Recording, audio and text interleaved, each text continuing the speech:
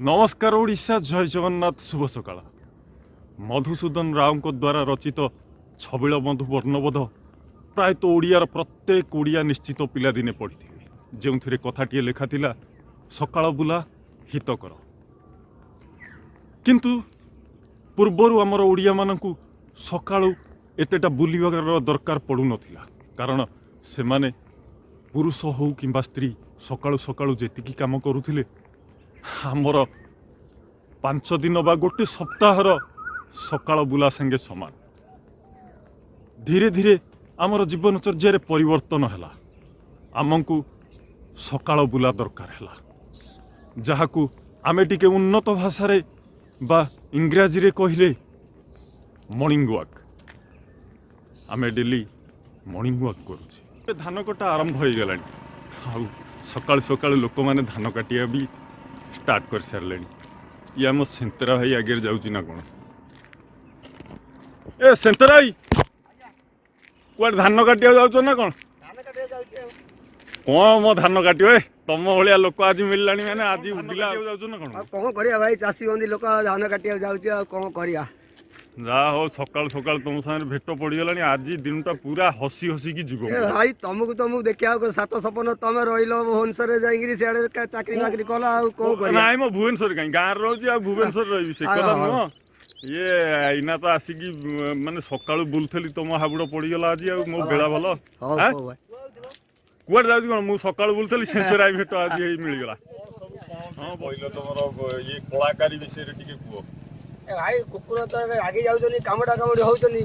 से टाइप जिनसा देख कुकुर कामड़ा कुकुर रागी गले जमी कामड़ा कामड़ी होती गोटे भाई गोटा देख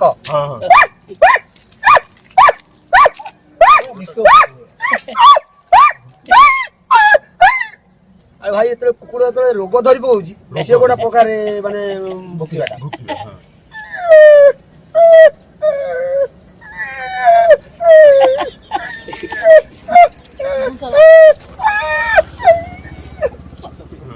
भाई सीजन टाइम रे सी गोटे प्रकार भुकिबा सीजन से गोटे प्रकार भुकिया ना से तब तब ए भाई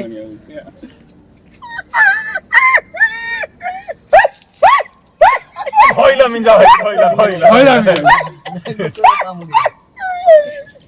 मिंजा कौन कहनु कि भाई कुकुर आ परे जेतले मिंजा कि दिल्ली अरे तो कोडा टीवी रे देखा गोटा माछ धरि के आइछन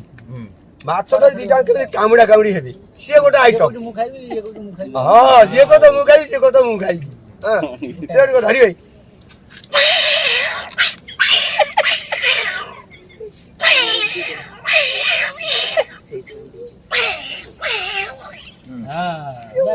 बिले रगा रगी जत मारोळ होछ हाउ से पूरा गोटा माने आइटम तापरे छेली बोदा हां देखिजो दाढ़ी फाड़ी रखी हां पूरा चमत्कार दाढ़ी फाड़ी रखी से तो माने देखियो ओडा आला माने फीमेल में छेली तार ओडा कोला भारी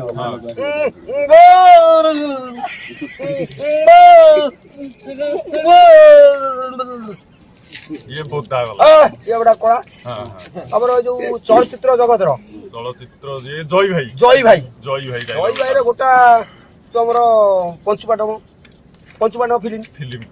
ये देखि झियो रोल जो डलण करथला डलण गुड नाइट हां डलण गुड नाइट तापर प्रशांत नंद सतरे अछि अंडर रोल करछि हो गइजो से गोटा सीनी पूरा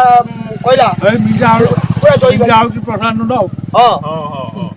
मिंजा प्रशांत नंद वाला मिंजा भाई ठीक अछि देखा इति मा डलण गुडी गुडी नाइटी मालो तू ताको काई अनाउछु तू मत अननु मुबरा तते अनाइछि ओ बापा ए से मत ए से बा मा ओंदटा तू ताको काई अनाउछु तू मत ना मु तते अनाइछि इति मा डलण गुडी गुडी नाइटी तू सो मु सोइली दाना मरे किए की एला जय हमर जो नाट्य जगतर तो मणिभद्र विशाल से गोटा कॉमेडी आर्टिस्ट से ना कोन देखथली न्यूज रे हमर गोटा कोठी जाई की रही जंदी बाध्यक वृद्धाश्रम रे हां हां से बॉस हो गेलानी तो तार गोटा माने नाटक देखथिली मु ତା କଳା ପୁରା ମାନେ ପୁରା ଅଲଗା। ହଁ ସିଏ ଗୋଟା କହିଲା ତା ଝିଅ ରୋଲ ଗୋଟା ଆମର କରିଥିଲା ଝିଅ ରୋଲଟା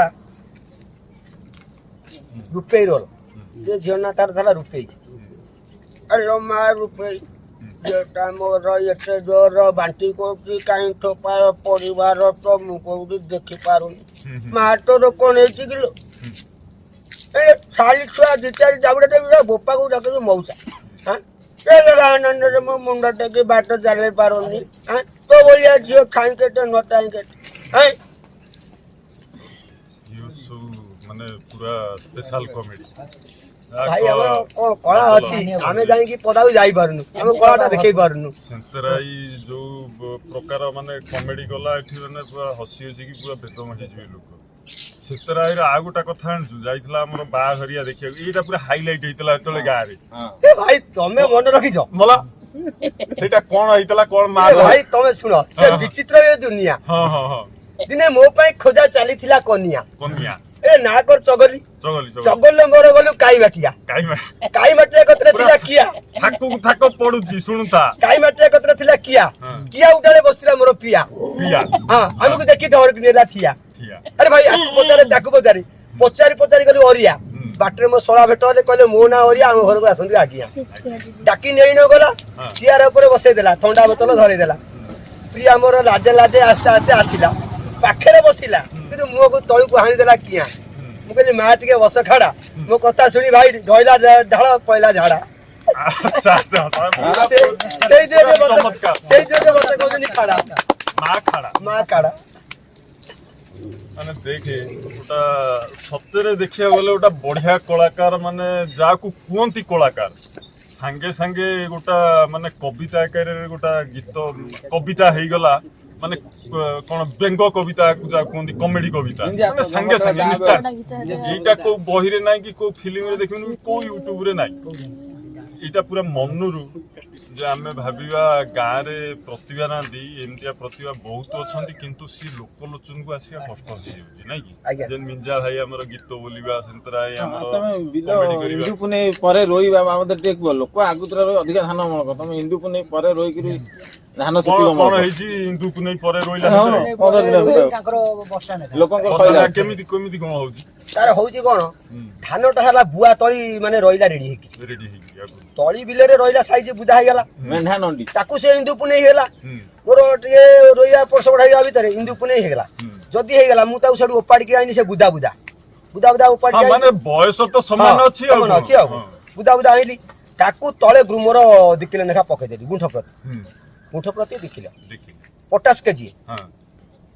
ୟୁରିଆ 250 250 ଏକକାଳୀନ ତାକୁ ମିକ୍ସ କରିକି ମିକ୍ସ ଫୁଆଡି କରି ଦେଲ ଦିଆଗଲା ହୁଁ, ଦିଆଗଲା ପରେ ରୁଆ ଗଲା ପରେ 15 ଦିନ 8 ଦିନ ଯେମିତି ଯାଇଛି ଦାନା ଦର ଗୁଣ୍ଠରେ 200 ଗ୍ରାମ ପଟାଶ ସାଙ୍ଗରେ ମିଶିକିରି ପଇଲା ହୁଁ, ଗୁଣ୍ଠ ପ୍ରତି ପଟାଶ 500 ଗ୍ରାମ ତା ସାଙ୍ଗରେ ମିଶିକିରି ପଇଲା ବର୍ତ୍ତମାନ ତାଙ୍କର ଯୋଉ ଭଳି ଧାନ ହେଇଛି ମୋର ବର୍ତ୍ତମାନ ଧାନଟି ସେଇଭଳିଆ ଲାଗିଗଲା ଲାଗିଗଲା ଏକା ସାଙ୍ଗରେ ହେଇଗଲା ଆଉ ମାନେ ଇଏ ପୁରା କୃଷି ସୂଚନା ବି ହେଇଗଲା ହଁ ଆଉ ଯେତେବେଳେ ରୁହ କିନ୍ତୁ ଏଇ କାମ କଲେ ତମ ଧାନ ପୁରା ଧାନ ହବାଟା ହିଁ ଫାଇନାଲ ଫାଇନାଲ ଆଉ ତାକୁ ଆମେ ଯଦି ଖାଇବାକୁ ନଦବା ଠିକ ଟାଇମରେ ହଁ ଖାଇବାକୁ ନଦେଲେ ହବ କେମିତି ପଛ ଗୋଟେ ପିଲା ଛୋଟ ହେଲେ ବି ତାକୁ ଯଦି ଖାଦ୍ୟ ଠିକ ଦିଆଯିବ ଗୋଟେ ବଡ ପିଲା ସହିତ କିଛି ସମୟ ଲାଗିବ ତାକୁ ମିଶିବା ପାଇଁ କିନ୍ତୁ ମିଶିବ ନା ଆଉ ମିଶିବ ନା ଆଉ ଖାଦ୍ୟଟା ମୂଳ ଖାଦ୍ୟଟା ମୂଳ ଖାଦ୍ୟ ନହେଲେ ହେଇପାରିବନି ଆଉ କଣ କୁହ ଆଉ କଣ ସବୁ ଟିକେ କୁହ ନା ପଳେଇବ ବିଲକୁ ଧାନ କାଟି ହଁ ଯିବା ଆଉ ଟିକେ କଣ କରିବା ଘାସ ଫାସ କରିବା ଧାନ ପାନ କାଟିକି ଆସିବା ଆଉ କଣ କରିବା ଯାହା ହଉ ଭାଇ ତମ ସାଙ୍ଗରେ ମୋର ଟିକେ ଭେଟ ହେଇଗଲା ଆମେ ଏଇ ବସୁ କଥାବାର୍ତ୍ତା ହଉ ଆଉ ସେଗୁଡା ବଡ ଭାଗ୍ୟର କଥା ଆଜି ଆମେ ତମ ସାଙ୍ଗରେ ଭେଟ ହେଇଗଲୁ ନାଇଁ ନାଇଁ ସେ ଭାଗ୍ୟ କଥା ହଁ, ନୁହଁ ଆଉ- ସେଗୁଡା କଣ ତମ ଭଳିଆ ଲୋକଙ୍କୁ ଆଉ ମୁଁ ତମ ଭେଟ ମେଣ୍ଢା କରିବା ବାବଦରେ କଥା କୁହ ନୁହଁ। ମେଣ୍ଢା କଣ ହେଇଥିଲା ହଁ। ମେଣ୍ଢା କଣ କହୁଛି ସେ ଆରେ ମେଣ୍ଢା ଆମେ ରଖିଥିଲୁ 80ଟା ହୁଁ 80ଟା ଯଦି ଗୋଟେ ମେଣ୍ଢା ରଖାଯିବ ତ ଗୋଟେ ପରିବାର ଚଳିବ ହୁଁ ତେଣୁ ତା ପାଇଁ ଗୋଟେ ପ୍ରୋସେସ ଅଛି କଣ ଦେଖ ମେଣ୍ଢା ଯେତେବେଳେ ଛୁଆ ଦେବି ହୁଁ ତମେ ତାଙ୍କୁ ମାନେ ଡକ୍ଟର ଡାକିକିରି ଥଣ୍ଡା ପାଇଁ ଇଞ୍ଜେକ୍ସନ ଦବ ହୁଁ ଯେମିତି ଥଣ୍ଡା ରୋଗ ନ ହବ। ଥଣ୍ଡା ରୋଗ ନହବ ମା ଛୁଆ ଦିଟାଙ୍କ ସୁରକ୍ଷାରେ ରହିବି ସେଥିପାଇଁ ଥଣ୍ଡା ଇଞ୍ଜେକ୍ସନଟା ଦିଆଗଲା ଦେଲା ପରେ ସେ ଛୁଆଟିକୁ ତମେ ସକାଳୁ ଯୋଉ ଟିକେ ଖରାକୁ ଆଣିବ ହୁଁ ଖରାକୁ ଆଣିଲେ ସେ ଖରା ଟିକେ ଖାଇବ ହୁଁ ହଁ ଖରା ଟିକେ ଖାଇଲେ ସିଏ ତାର ଯୋଉ ସୂର୍ଯ୍ୟକିରଣ ଦ୍ୱାରା ଯୋଉ ଶକ୍ତିଟା ସିଏ ପାଇପାଇଲା ପାଇଲା। ଗଲା 8ଟା ଯେମିତି ହେବ ସେ ଯିବେ ଚରିବାକୁ, ଗୋଟାଏ ଯେମିତି ହେବ ସେ ଆସି ଘରେ ପଶିବେ। ପୁରା ଟାଇମ ଟେବୁଲ ଟାଇମ୍ ଟେବୁଲ ଗୋଟାଏରେ ଘରେ ପଶିଲେ ପୁଣି 3ଟାରେ ବାହାରିବେ, ପୁଣି 3ଟାରୁ 5:30 ଯାକେ ଚରିବେ, ପୁଣି 5টাରେ ଘରେ ପଶିବେ। ଘରେ ପଶିଲେ ସକାଳୁ ଭୋରୁ ଉଠିକି ତାକୁ ଟିକେ ପଦାକୁ